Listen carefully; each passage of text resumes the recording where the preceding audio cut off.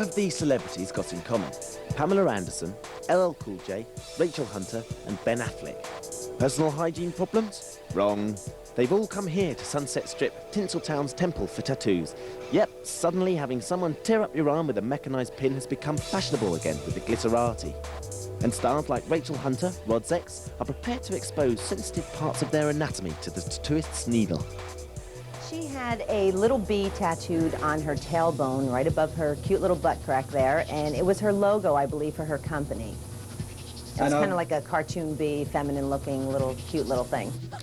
That'll get Rod bounding back, Rachel. And she's not the only Hollywood lovely to queue up for a little body art time and again. I tattooed Pamela's ring finger a couple of times. Actually, I've changed it from Tommy's to Mommy's and from Mommy's back to Tommy's. And she's really good. She's really down to earth, and she understands the same thing, the process. She waits just like everyone else, and she's a great person.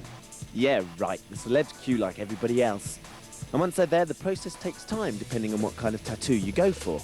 It's a start and stop process. We generally go through the outline first and then do some shading and then go on with the coloring. Large tattoos tend to take a couple sittings, so it's just a slow process where you do a little bit at a time. It's not like a competition. You just do as much as you can and call it a day and then come back and finish it another day. Ben Affleck's been in for a very popular tattoo, The Cover-Up. I covered up an old girlfriend's name on his hip with another tattoo. You know what, it's not who you're thinking of, it's his old high school sweetheart, actually. It was right about the time when they started dating, so it might have been a little Gwyneth influenced, yeah. A lot of the big trend in the last couple of years has been the rap artists. Busta Rhymes has been tattooed here. I did a lot of extensive work on his back and the whole Flipmode squad. It's definitely kicked up in the last couple of years. It actually stems from real tribal images that really did have some significance, but there's more of an Americanized version of it that's just pretty to look at.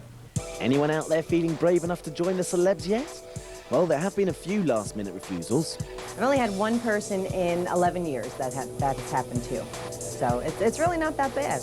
She made me stop after doing one line and said she couldn't go on anymore. The only person I can remember, I didn't tattoo her exactly, but Tori Spelling was supposedly she didn't like the pain a whole lot. Well, somehow that figures.